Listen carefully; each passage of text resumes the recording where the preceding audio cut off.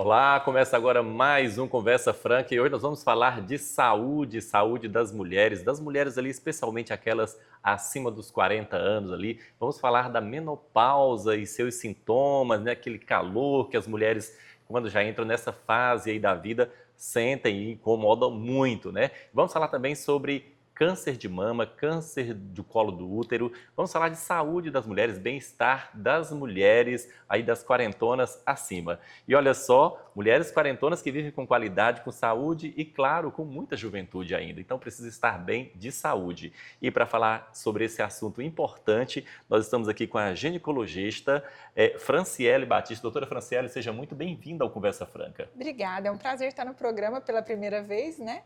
E vamos para as mulheres aí trazer motivos para serem felizes e se cuidarem. Olha só, doutora Franciele Batista é uma médica que auxilia aí essas mulheres aí acima dos 40 anos, que buscam uma qualidade de vida melhor, né? Viver melhor com saúde. E também hoje para esse bate-papo nós estamos aqui duas jornalistas, nós estamos Suzana Barros. Muito obrigado, Suzana Barros, por aceitar o convite do Conversa Franca. Eu que agradeço, é sempre muito bom estar aqui, né? A gente conversa sobre temas diversos e eu acredito, hoje eu estou muito ansiosa, gente, porque esse tema de hoje tem tudo a ver com a gente mulher, né? Até com quem ainda não chegou aos 40, mas é um tema que a gente precisa já se preparar. Então, eu estou ansiosíssimo por essa conversa de hoje. E também temos a jornalista Wes Rocha. Seja muito bem-vinda para esse bate-papo, Wes. Obrigada, pessoal. Obrigada pelo convite. E hoje a gente vai tirar bastante dúvidas aqui, né? Já liguei para algumas amigas, perguntei o que elas querem saber, aí a gente vai tirar essas dúvidas agora. Pois é, o Conversa Franca desta edição começa agora. A gente volta jazinho falando sobre esse assunto importante, saúde das mulheres ali acima dos 40 anos.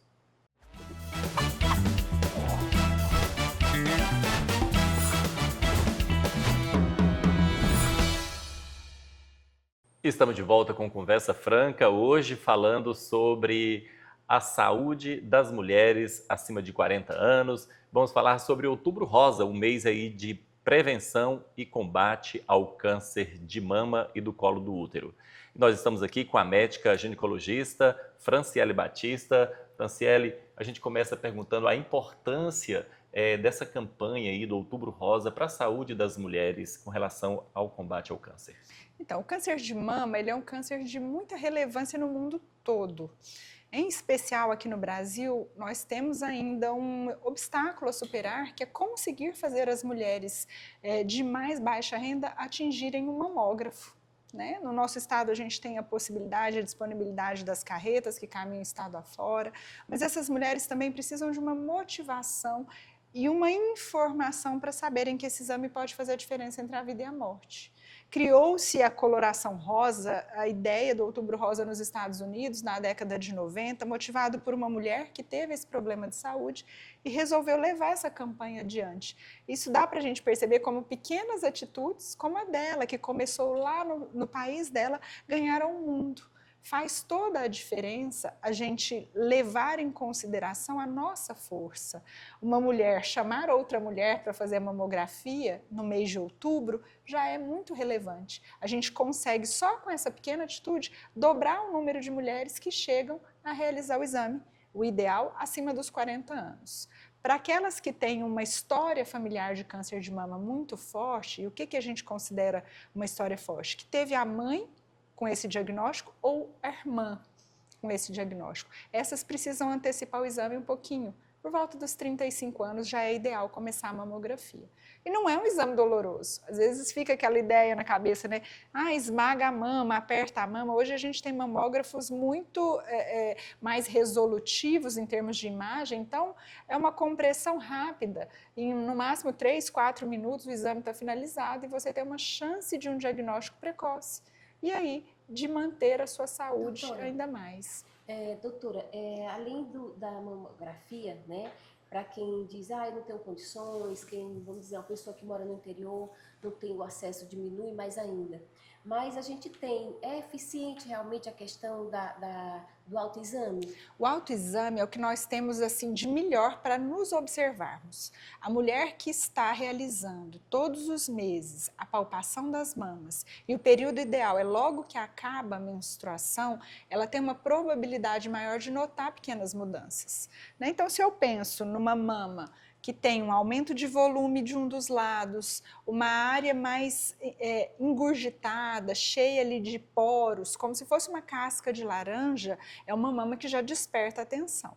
Se eu penso numa secreção saindo na camisola pela manhã, por exemplo, espontaneamente, é uma mama que precisa de mais avaliação, principalmente se esse borrãozinho na camisola for sangue ou água de rocha, semelhante à água que sai do filtro ali, né? Muito limpinha.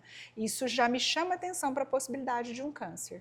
A pele com aspecto de casca de laranja também, e o nódulo, principalmente ali de um dos lados apenas, eu preciso buscar um especialista para avaliar essa mama.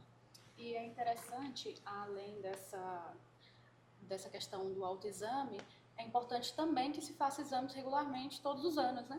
Isso, a mulher abaixo dos 35 anos, ela precisa visitar o ginecologista pelo menos uma vez ao ano, e os exames básicos nessa faixa etária seriam um ultrassom mamário, porque ela já começa a acompanhar essa glândula mamária e entender como é o processo, se já tem algum cisto, algum nódulo com característica benigna, um ultrassom transvaginal, é importante para avaliar outros sítios de câncer também, que são os ovários e a camada interna do útero, e realizar os exames de colesterol, tireoide, vitaminas, anemia, que hoje é algo que a gente tem uma epidemia de mulheres anêmicas, então dá para melhorar muito a nossa saúde. E todo esse processo preventivo, ele garante que essa mulher tenha um sistema imunológico melhor, uma defesa corporal melhor, e aí essa defesa corporal é o que destrói as nossas células cancerígenas com mais facilidade. Doutora, sim, pois não, Suzana, fica à vontade. Desculpa. A mulher que já não menstrua mais, né? Que já passou a fase, que já está na menopausa.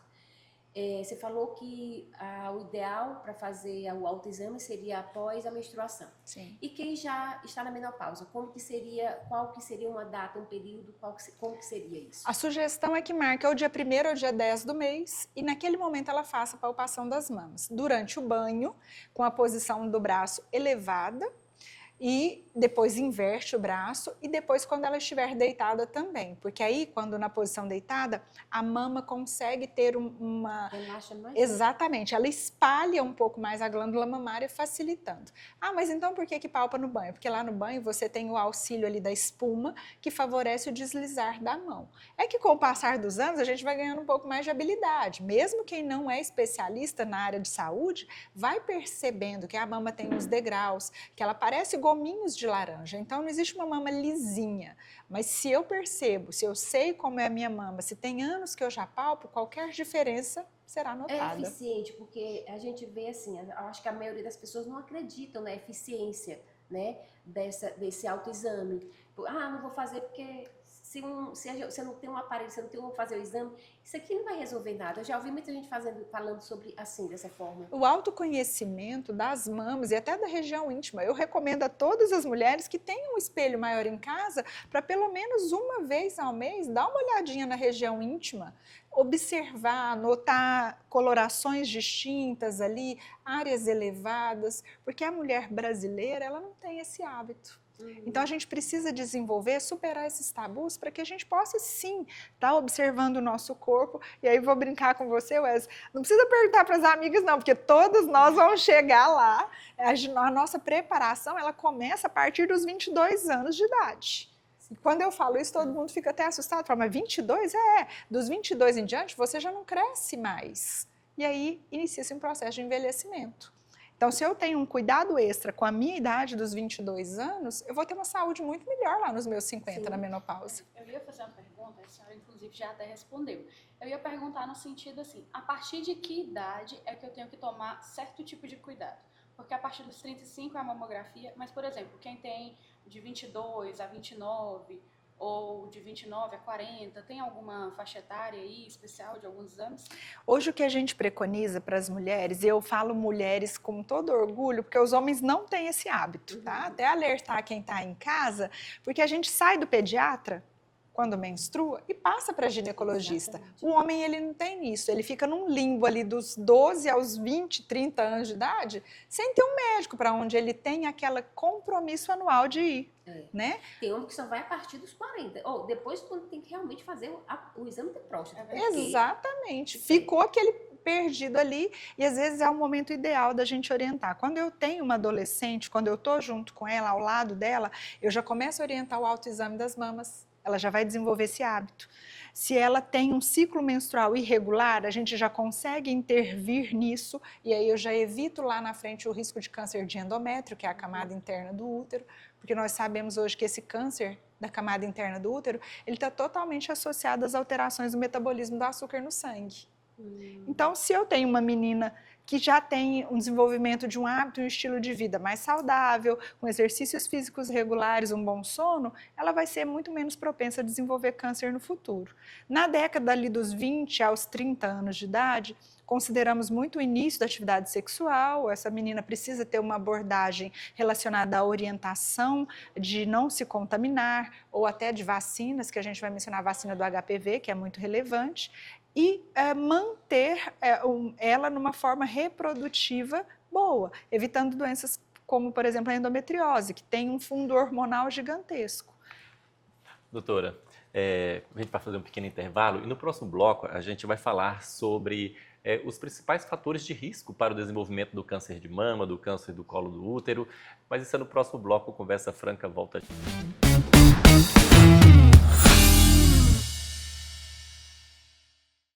Olá, estamos de volta com Conversa Franca, nesta edição falando sobre saúde das mulheres, aí, das mulheres acima dos 40 anos, falando sobre o Outubro Rosa, a prevenção aí ao câncer do colo do útero e o câncer de mama também.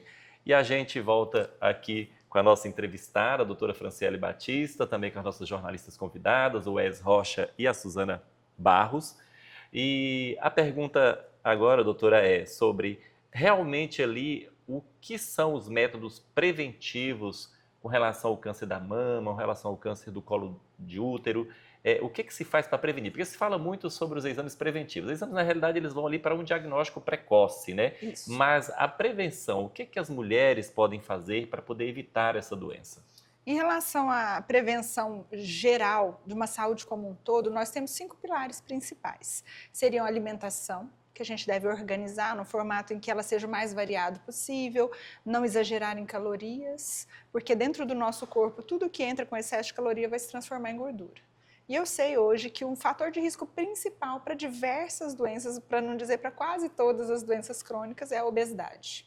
Quando a gente pensa em obesidade, eu penso em maior risco de câncer, maior risco de doença cardiovascular, eu penso em maior probabilidade de morte. Tá? Então, isso dá para eu fazer em casa e avaliar agora. Você corre aí, pega a sua fita métrica, mede a sua cintura na região do umbigo e a gente vai ter um nível ali para mulheres acima de 85, alguns parâmetros falam em 88, acima disso, de cintura, eu já vou ter um risco maior para essas doenças como um todo. E eu preciso começar a me policiar, a mudar o estilo de vida. Aí na sequência vem exercício físico, o sono, os relacionamentos tóxicos, que isso influencia e impacta demais, né? A gente precisa lembrar que... relacionamento tóxico. O emocional. Exatamente, Porque vai pro né? emocional, né? Exato, a gente fala muito em saúde mental hoje, né? Isso não muda da noite para o dia. A gente tem um plantio lá na adolescência, nessa fase mais jovem, de um burnout, de um excesso de cobranças, né? De possibilidades ali de formar uma família, enfim, tudo isso vai pesando e ao longo dos anos e acaba culminando lá, quando a redução hormonal acontece. O estresse também. Né? E aí vem a redução hormonal e isso tudo se manifesta de uma vez, às vezes com doenças como fibromialgia, vitiligo, líquen, né, que são doenças, artrites, que a gente associa a esses Assim, falando problemas. especificamente do câncer do colo do útero, né? Tem o autoexame para mama. Qual que seria essa precaução direcionada à prevenção, para prevenir o câncer de colo do útero? Recentemente nós tivemos uma mudança que foi incorporada inclusive na nossa área pública de saúde, que é a coleta de um exame chamado teste de DNA HPV. Né? Na rede privada, a gente já tinha por hábito há mais de quase uma década fazer esse exame nos pacientes, mas agora isso incorporando na rede pública, a gente vai coletar na região intravaginal uma secreção, enviar para o laboratório para eu detectar o DNA do vírus HPV. Isso é feito onde? Hoje a gente tem isso sendo introduzido na rede pública, ainda não está no funcionamento completo, mas na rede privada você já encontra habitualmente, seu ginecologista vai te solicitar e colher esse exame. Vai vir um resultado ali de presença ou ausência de HPV. 99,5% dos cânceres de colo do útero, eles são doença sexualmente transmissível. Eles estão associados à contaminação pelo vírus HPV. Então, se eu faço a detecção desse vírus, antes mesmo dele causar uma lesão, e a gente sabe que esse processo dele estar ali até ele causar a lesão leva em média de 10 a 15 anos, eu salvo essa mulher do problema. Porque se eu sei que tem ali na frente algo que vai me fazer cair, eu já evito. Essa é a ideia de fazer a vacinação do HPV. É evitar que esse vírus atinja as células de forma a destruí-las, gerando um câncer. Tem essa questão, acho que você vai perguntar sobre a gente tem muito assim, a questão da facilidade em adquirir, por exemplo, uma vacina. Hoje na rede pública a vacina ela é até a certa idade, de 12 a... Agora teve uma pequena modificação, está sendo permitido até os 19 anos. O que é uma evolução. Até então era até os 12 anos de idade.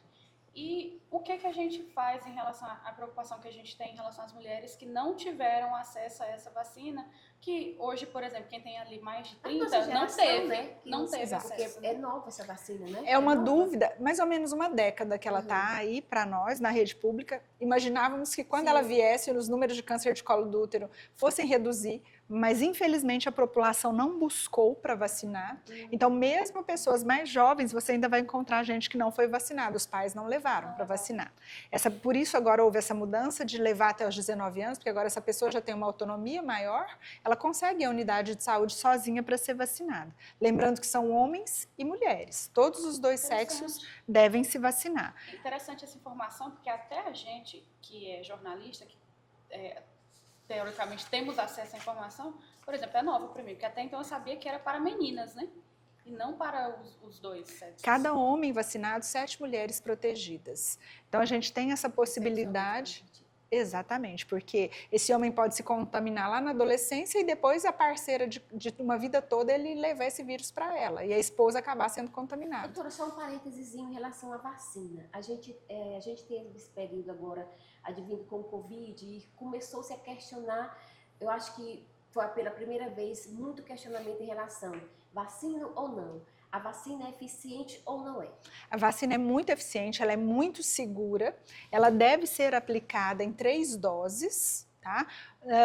Nós temos disponíveis 2 tipos de vacina. Na rede pública, a Gardasil 4, a tetravalente, que ela tem 4 sorotipos do HPV, o 6, o 11, o 16 e o 18. Na rede privada, nós temos uma que tem 9 sorotipos. Então, eu digo que é sempre um investimento muito favorável, né? A gente pensar em fazer um cabelo, fazer uma maquiagem ou comprar uma roupa nova, investe em fazer a vacina, porque ela pode te salvar lá adiante, principalmente após a menopausa, porque a maioria das mulheres aparece com doença mais grave no período em que a defesa corporal diminui, que é nesse período da menopausa.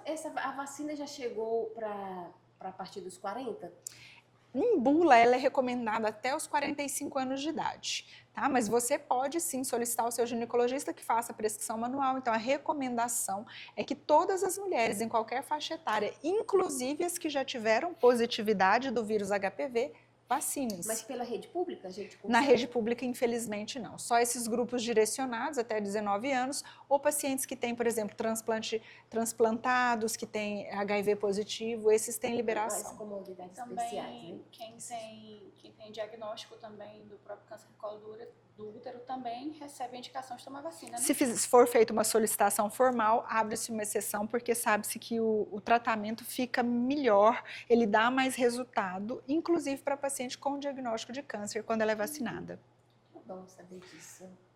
Doutora, Quais são os mitos e verdades sobre o câncer de mama e do colo de útero? Há muitos comentários, muito achismo, né? A senhora gostaria de desmistificar alguma dessas informações para que as mulheres é, tenham mais noção sobre realmente o que é a doença, como prevenir, como tratar? O HPV, existe um mito muito grande que eu pego em toalhas, que eu pego em assentos de banheiro, e na verdade isso não acontece, porque a gente não vai usar um assento de banheiro que tem lá uma poça de corrimento, isso não procede. Eu não vou usar uma bicicleta da academia, exatamente, eu não vou sentar numa bicicleta de academia que a minha parceira anterior deixou lá uma poça de secreção. Isso não é verdade. Então, efetivamente, a contaminação é sim sexual. E se eu tenho uma multiplicidade de parceiros e se não há o uso do preservativo, a gente fica muito mais vulnerável.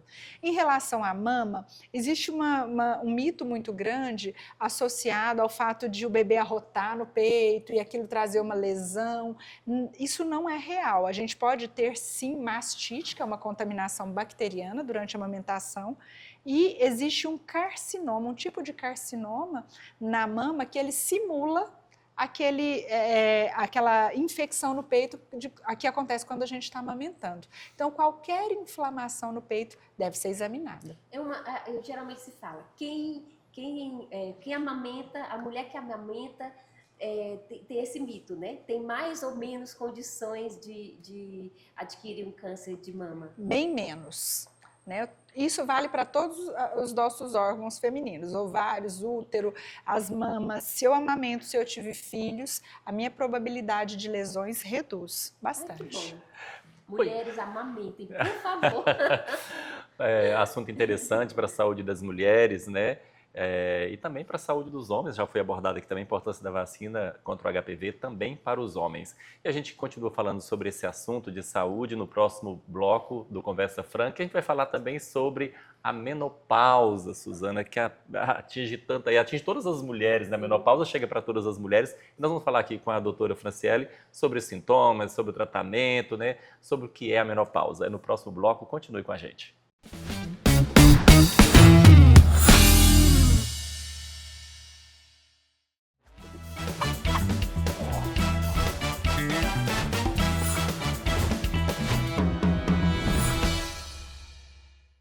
E nós estamos de volta com Conversa Franca, nessa edição falando sobre saúde das mulheres, Outubro Rosa e a prevenção ao combate do câncer de mama e do colo de útero, e também sobre a menopausa para as mulheres que já estão nesse processo, né, nessa fase da vida aí, as mulheres acima dos 40 anos. Nós estamos com a doutora Franciele Batista, que é ginecologista, também com a jornalista Wes Rocha e com a jornalista Suzana Barros. Bom, doutora, sobre diagnóstico do câncer de mama, do colo de útero, os tabus, né, às vezes ali a vergonha de procurar o médico e quando descobre também aquela reclusa do próprio emocional da pessoa, qual o recado que a senhora tem sobre esse problema?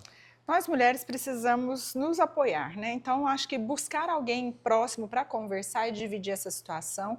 E aí eu faço o reestímulo de a gente também levar as nossas conhecidas, lembrando das idosas, inclusive para poder fazer um atendimento ginecológico. Né? Às vezes a idosa está ali, ela vai se mantendo com sangramento, com uma área de machucados na região íntima e fica com muita vergonha de falar. Então, quando você conduz essa mulher a um médico ginecologista para ser examinada, ela sente até um alívio. Eu estou obrigada a estar ali mesmo, deixa eu ser examinada e cuidada. Né? Então, a questão de você talvez, se tem muita vergonha, procurar um profissional numa cidade próxima. Isso a gente ouve muito no interior, as pacientes têm o medo, o receio de colher com aquelas pessoas que são do convívio ali da comunidade e depois ter algum comentário. Então, todos esses obstáculos, eles precisam ser superados em nome de um bem maior que é a nossa vida. São cânceres, problemas de saúde, tanto de mama quanto colo do útero, que podem sim ser evitados de forma fácil, se a gente mantém uma rotina de check-up. O check-up é essencial.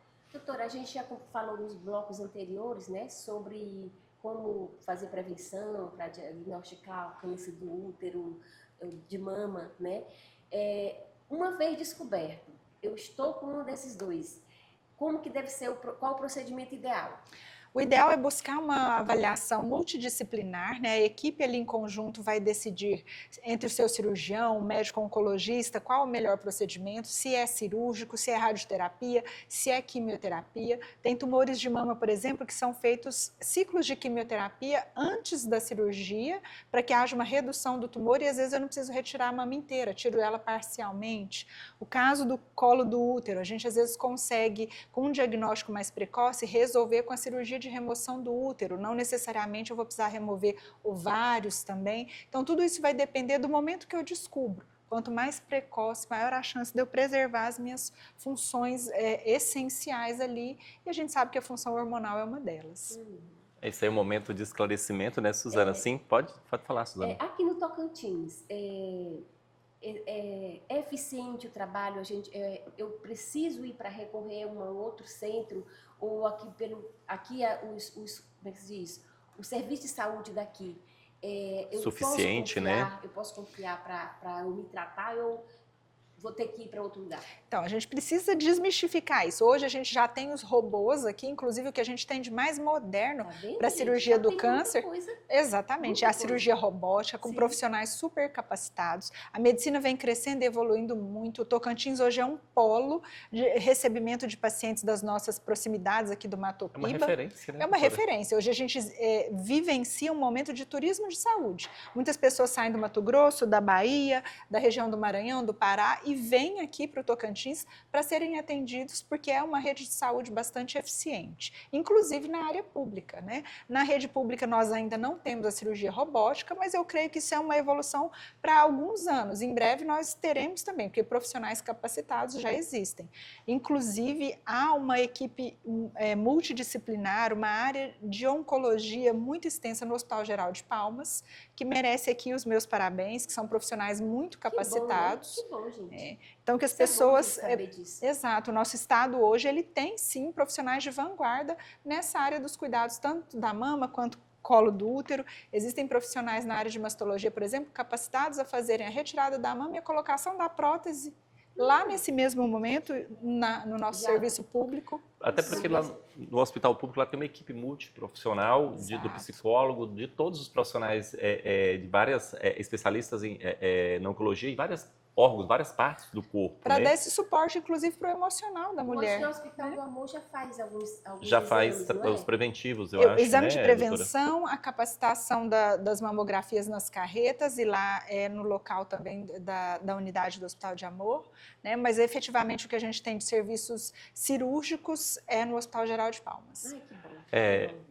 Doutora, é importante, né, a gente falar sobre esse assunto, mas tem outra pauta também que incomoda muito as mulheres e preocupa também, que é a questão de saúde na parte hormonal, ali a partir dos 40 anos, que é a menopausa, a tão conhecida e famosa menopausa, né, Suzana?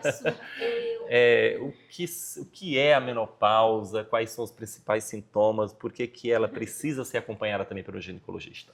A menopausa ela precisa ser acompanhada porque é um momento em que a mulher vai ficar mais vulnerável. Quando a gente tem uma boa saúde, uma boa produção hormonal, a gente vai estar com uma vida plena. Quando eu começo a declinar os hormônios, eu começo a desenvolver mais problemas de saúde. Isso é nítido, você pode olhar na sua família, vivenciar ali. Por isso a gente deve se preparar tanto para esse momento. Eu sei que a partir dos 35 anos já começa a queda da produção hormonal através da progesterona, que é o primeiro hormônio que declina, e é por isso que a gente orienta as mulheres que se tiver que engravidar, o ideal é que seja até os 35.